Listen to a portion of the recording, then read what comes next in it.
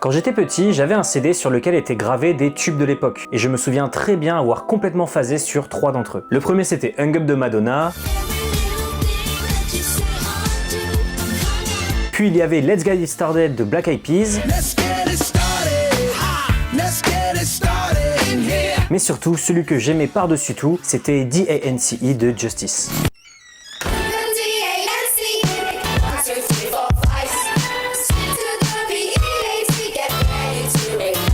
Peut-être que les voix enfantines faisaient rêver le gosse en moi qui voulait être une star de la musique, ou peut-être que les sonorités me rappelaient le disco dont j'étais tombé éperdument amoureux à l'époque. En tout cas, ce morceau avait quelque chose qui me fascinait sans que je sache l'expliquer, et c'est cette sensation qui a sûrement été à l'origine de ma passion pour la musique. Bonjour à tous et à toutes et bienvenue dans ce 4e épisode de Club Album. Aujourd'hui, on va parler d'un des piliers de l'électro français et essayer de voir pourquoi c'est un classique du 21e siècle. Parlons de Cross de Justice.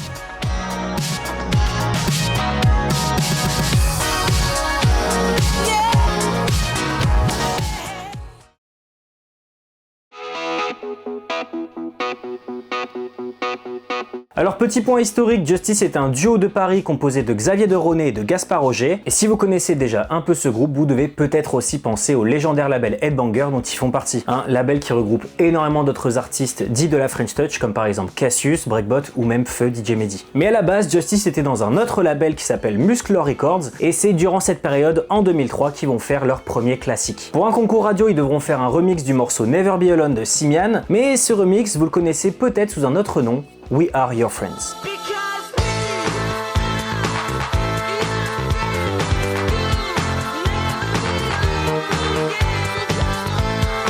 Oh, il a plus de bidole.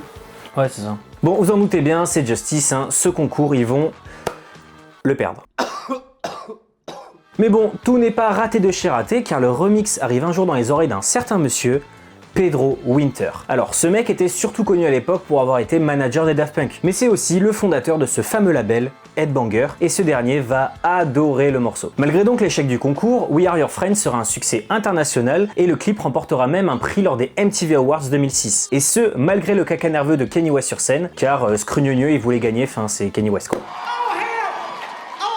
Au même moment, le groupe s'est aussi fait connaître avec d'autres remixes comme celui de Schizo Dancer de Scenario Rock que j'adore, mais aussi avec leur premier single à eux, un certain Waters of Nazareth, et retenez bien ce nom. Mais autre chose était attendue de la part du public pour voir si le potentiel du duo allait se confirmer ou non. Genre on veut un album les gars, on veut vous voir passer à la vitesse supérieure. Et ce premier album sortira bien un jour, le 11 juin 2007, sous le nom très original d'une petite croix chrétienne, mais nommée par les fans Cross. Et c'est celui dont on va parler aujourd'hui, donc installez-vous bien si vous ne connaissez pas, car on va parler de ce qui est à mes yeux un monument de la musique moderne.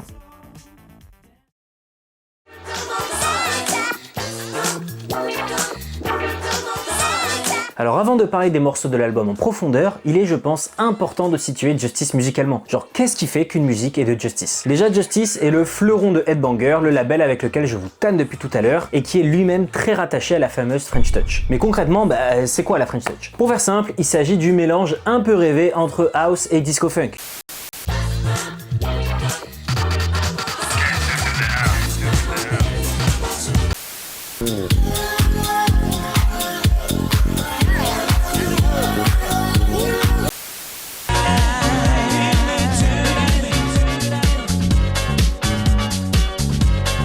Les Daft Punk sont évidemment les premiers noms arrivant dans les esprits, avec leur sélection de samples chirurgicales, mais aussi toutes les autres sortes de filtres et effets qu'ils utilisent pour transformer un sample de disco ou de funk en base pour faire des tubes qui, encore aujourd'hui, s'écoutent de ouf. Bon voilà, je vous ai donné quelques exemples, mais pour que ça soit plus clair pour comparer à Justice, on va se choisir un morceau étalon, et voici celui que j'ai choisi.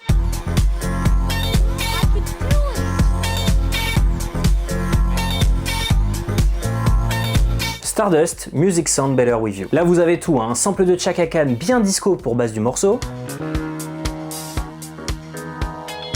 une basse et des percussions avec un sidechain pour ajouter encore plus de groove, et la petite touche spéciale des vocales ultra transformées jouées en boucle pour bien que ça rentre dans la tête.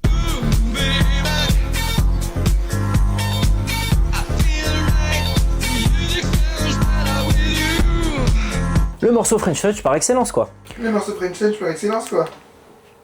Infâme ce type. Mais si on en revient à Justice, dire que le groupe reprend cette formule de French Touch Daft Punkienne ou Cassiusienne de la fin des années 90 serait un peu passé à côté de leur proposition, je trouve. Parce que à mes oreilles, Justice rajoute un aspect électro-industriel à sa musique. Et ne vous inquiétez pas, je vous explique ce que j'entends par industriel. Là j'en parle maintenant, mais plus tard on illustrera de manière plus concrète avec un certain morceau, donc ne vous inquiétez pas si vous représentez pas encore bien tout. L'industriel, pour faire court, c'est un genre qui a pour particularité d'avoir des sonorités très mécaniques, avec des sons qui peuvent parfois paraître sortir d'usine. Et ça passe aussi du coup par des effets de dégradation, de déformation, mais aussi de distorsion du son. C'est des textures crades, voire dégoulinantes, comme vous pouvez entendre, qu'on a commencé à voir en France par Daft Punk dans leur très particulier album Human After All.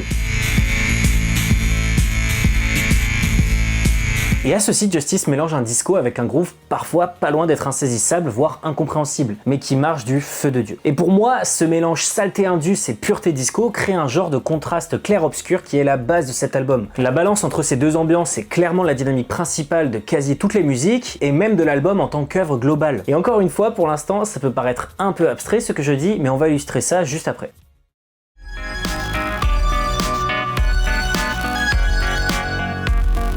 Pour en revenir au disque, si on fait le point tracklist et pochette, on voit un gros parti pris en termes d'esthétique. La pochette est quasiment complètement noire, aucun texte, seule une silhouette de croix / pierre tombale dorée est présente. Ça paraît tout simple, mais en vérité c'est ultra marquant et ça rejoint cet aspect clarté versus obscurité comme je vous disais. Je sais pas si c'est le choix de la faire en 3 dimensions en prenant une place immense sur l'image, ce léger grain sur le contour de l'objet ou alors ces deux choses réunies, mais le fait est que cette pochette est ultra iconique encore aujourd'hui. Justice c'est 7 croix dans l'imaginaire collectif des gens, et d'ailleurs les prochains albums du groupe garderont ce motif pour leur couverture. Ce symbole religieux n'est pas esselé dans la construction de l'album. Ce dernier fait une durée très correcte de 48 minutes pour 12 morceaux, seuls 3 sont chantés, et dès les 2 premiers titres, on voit 2 choses écrites. Genesis, donc la Genèse en français, et Let There Be Light, que la lumière soit, qui sont des termes de la Bible hébraïque. Et plus tard, on a aussi Waters of Nazareth, qui est connoté à la chrétienté, puisqu'on dit Jésus de Nazareth. Donc on est loin des standards des univers de la French Touch traditionnelle. Et si on rajoute que le groupe est très souvent représenté avec leur blouson en cuir, ou même que le nom de leur chaîne YouTube Et Justice pour tous faisait écho à l'album And Justice for All de Metallica, ben on est même carrément dans les codes du rock metal. Bon, on va arrêter de tourner autour du pot, il est temps de voir ce que Justice a de spécial musicalement et de comprendre pourquoi est-ce que Cross est un album très réussi pour l'époque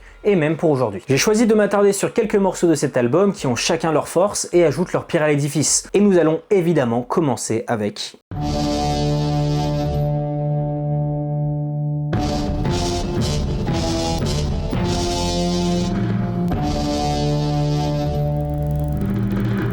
Bon, est-ce qu'on n'aurait pas dès le début le meilleur morceau de l'album? Je rigole presque pas en vrai car Genesis a longtemps été mon son préféré du groupe. Et aujourd'hui encore, je trouve qu'il représente à la perfection la musique de Justice.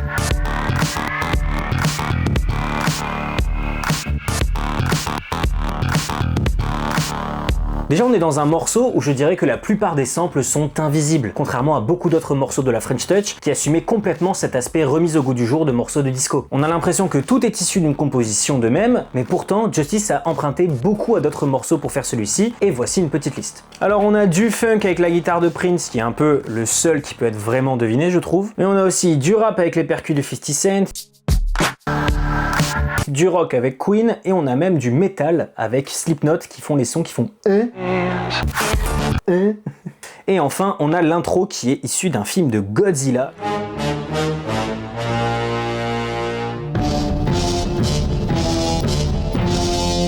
Donc voilà, les mecs écoutent de tout et se nourrissent d'énormément de choses pour en tirer des toutes petites parties qu'ils vont mettre dans leur chaudron afin de créer quelque chose de magique. Franchement, on est sur une forme de virtuosité du sampling pour moi. Et là, je suis passé très vite sur chaque sample, car en vrai, c'est pas le plus important. Non, le principal, c'est de savoir qu'ils font partie d'un tout. Et d'ailleurs, l'un des membres, Xavier de Roné, a dit qu'il en existait encore plein rien que dans ce morceau, juste ils sont à la limite du perceptible. Après l'intro Godzilla, on rentre directement dans l'ambiance de cet album.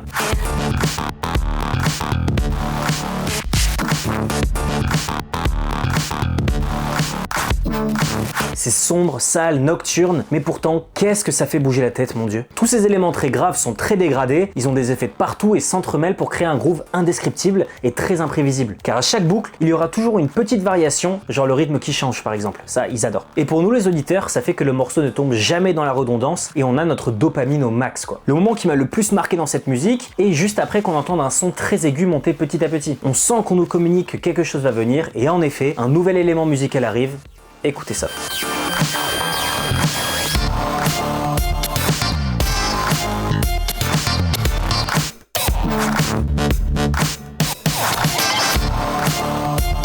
Le sample de I Wanna Be Your Lover de Prince ajoute un cachet extraordinaire à cette ambiance cauchemardesque qu'on entend depuis le début. Cette guitare funk donne juste ce qu'il faut de clarté à ces ténèbres, et imaginez mélanger un morceau comme ça à ce genre de sonorité.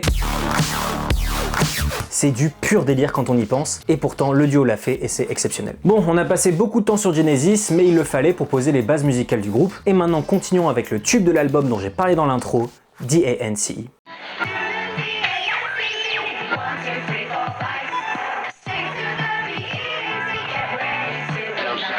À partir d'ici, je vais l'appeler Dance si vous me le permettez, car sinon c'est trop chiant à dire. Dance est sûrement le son le moins sombre de l'album, et tu m'étonnes que Pedro Winter et Justice étaient fiers de ce morceau. Ils voulaient absolument faire un tube disco nouvelle génération, et ça a pas raté. Je vous tanne depuis le début de ma chaîne avec le terme groove, et c'est un peu compliqué de définir ce mot, car bah c'est littéralement quelque chose d'indéfinissable. Le groove, c'est un état de la musique qui fait que rythmiquement, il se passe quelque chose de spécial, comme si les décalages de rythme rendaient la musique parfaite, plus hypnotisante que d'habitude. Mais bon, là vous me voyez galérer à vous l'expliquer, mais justement, si ça donnait définissable, eh ben ça perdrait sûrement beaucoup en magie. Mais bon bref, au début pas de groove justement, on entend juste une rythmique très droite de clavier de percussion qui vient accompagner les vocales enfantines du morceau.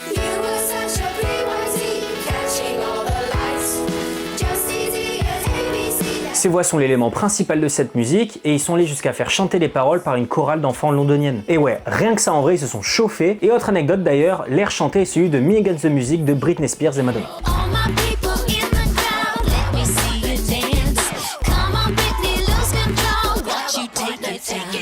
Cette intro est vraiment cool car du coup, dès que ce fameux groove rentre en scène, on le ressent d'autant plus et mon dieu, qu'est-ce qu'il est incroyable.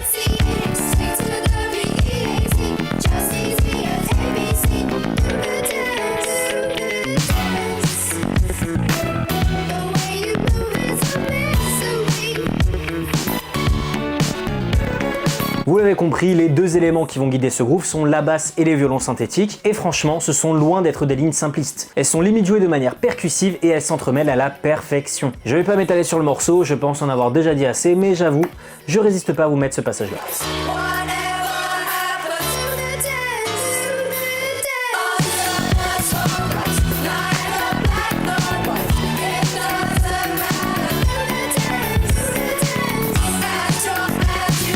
Franchement, cette musique sonne toujours autant en avance, je trouve. Elle n'a pas pris une ride en 20 ans d'existence et on a limite l'impression d'écouter un morceau des Jackson 5 du futur.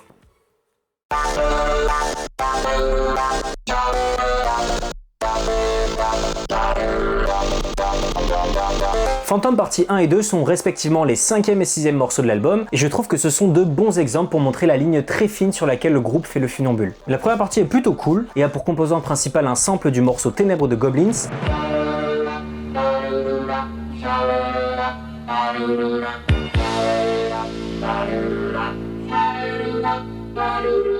mais c'est un peu là que le bas blesse je trouve. C'est que à part ce sample, le reste de l'instru essaie de reproduire le même style de magie que les deux autres morceaux dont on a parlé, mais ça ne marche qu'à moitié en fait.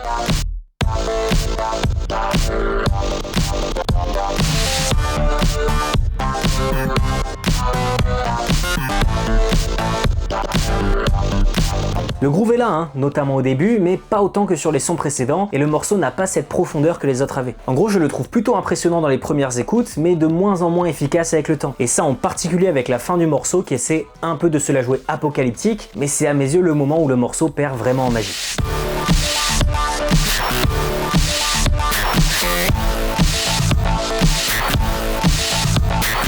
Mais bon, peut-être que la partie 2 est meilleure, hein, on sait jamais.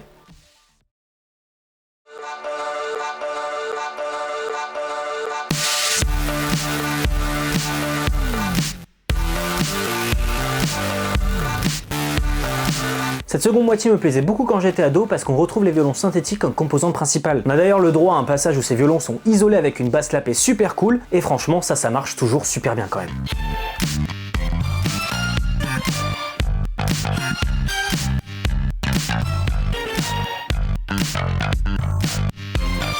Le petit coup de génie de ce morceau pour moi, c'est d'avoir fait passer le sample de Ténèbres en arrière-plan pour laisser de la place aux autres composantes de la musique. Ça justifie complètement le fait d'avoir mis une partie 1 et une partie 2, et ça crée encore une fois cet aspect obscurité versus clarté.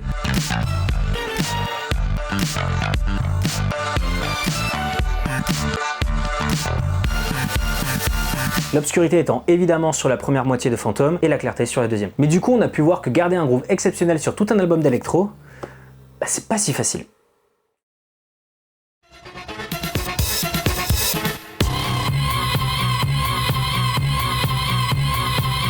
Bon, fini de rigoler et de parler de clair-obscur, là on va voir que de l'obscur. Stress, c'est un morceau que je détestais quand j'étais petit car le clip me terrorisait. Franchement, Romain Gavras avait réussi un super travail de mise en scène pour créer de l'angoisse et donner un aspect réel aux images. Même si bon, comme d'habitude avec ce réalisateur, il peut pas s'empêcher de faire des personnes de cité des monstres de violence incontrôlables, mais bon, on reparlera de lui dans une prochaine vidéo de toute façon. Stress, c'est un peu l'anti-dance dans son utilisation des violons. Dans ce dernier, chaque apparition de violon était courte pour apporter un rythme dansant.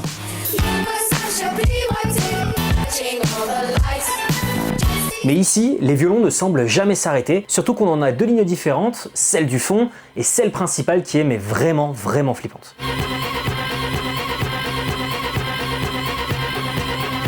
Ce sample du film Saturday Night Fever frôle la limite du crispant et du supportable. C'est toujours très compliqué de bien doser ce genre de sonorité et le duo s'en sort à merveille, mon dieu. Mais attention, ne pensez surtout pas que ce morceau est uniquement constitué de cette boucle. Car un truc que je trouve génial dans ce son, c'est que de temps en temps, on entend une rupture du rythme avec les violons qui amène, vous vous en doutez, du groove.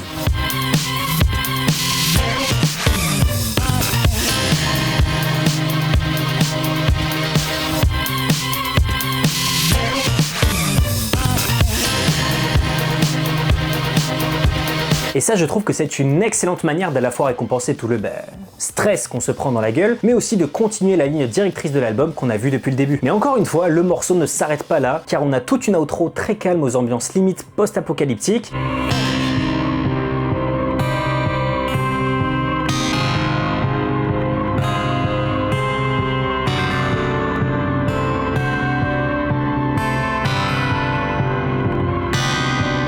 Et une impression de calme après la tempête, mais surtout avant un ouragan en fait. Car le morceau d'après...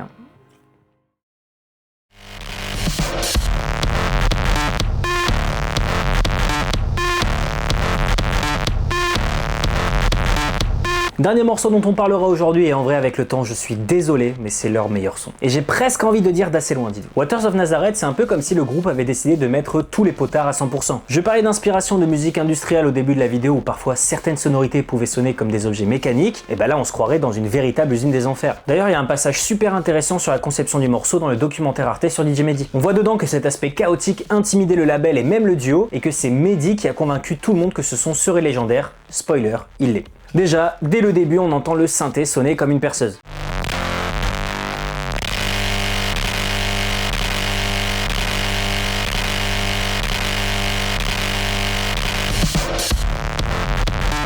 Le morceau n'a que 3 éléments principaux en soi. Cette espèce de bruit usinier, un note dont on va parler juste après, et surtout une batterie. Et cette batterie, pendant tout le morceau, elle va être jouée d'une façon si agressive. Mon dieu, c'est jouissif, je trouve.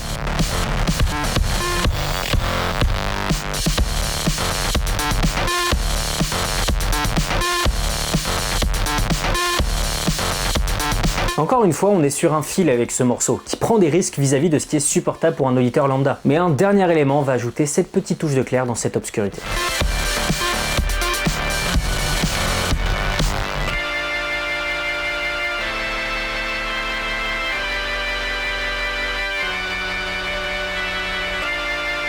Cet orgue fatigué et usé vient apporter ce qu'il faut de lumière dans cette ambiance grave et sombre et rend le climax d'autant plus grandiose.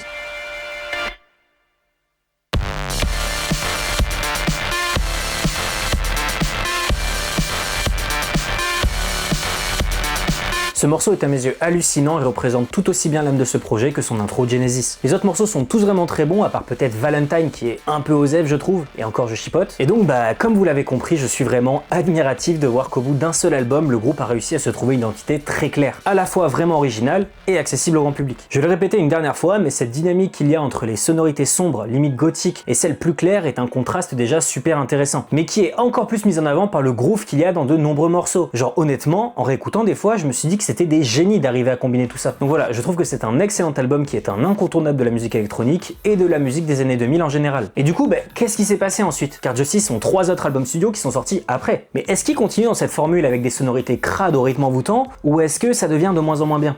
Je trouve que c'est un peu compliqué. Qu'on soit clair, ce ne sont pas de mauvais albums. J'ai même tendance à trouver que Audio Video Disco a vraiment des morceaux ultra efficaces et marquants. Mais je trouve que petit à petit, le groove est moins présent dans leurs albums, notamment Woman qui est vraiment assez décevant je trouve. Pareil pour les textures des sonorités qui se rapprochent de quelque chose de plus pop et de moins industriel. Évidemment, je ne suis personne pour dire ce que Justice aurait dû faire. Parce que j'imagine que si les gars bossent aujourd'hui avec des stars de renommée mondiale comme The Weeknd ou Tame Impala et ont toujours énormément de succès, c'est sûrement que je suis dans la minorité. Mais voilà, j'attends fortement vos avis en commentaire par rapport à ça, ça m'intéresse. Par contre, si vous voulez un autre projet du groupe ressemblant à Cross, écoutez Planisphère, un immense morceau en 4 parties qui ne peut que vous plaire si vous voulez retrouver les qualités de cet album.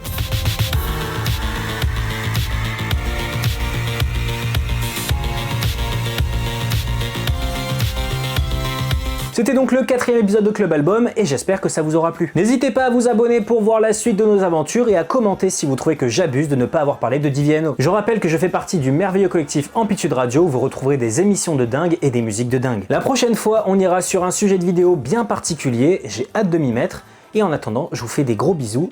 Ciao!